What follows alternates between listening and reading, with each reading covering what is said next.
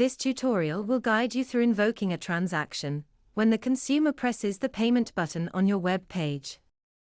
Then we will guide you on how to handle the response from the Web SDK. The transaction type to use can be a payment or a pre-auth, as the implementation for these are very similar.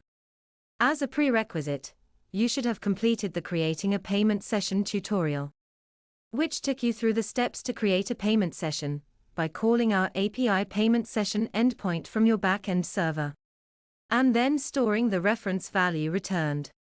Please note, this tutorial is for your client side.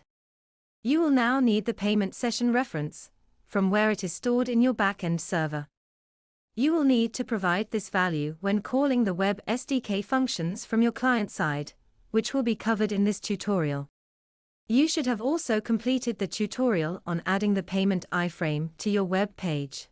As part of this, you would have imported and then created an instance of the Web SDK library, which you will use in this tutorial to call Web SDK functions.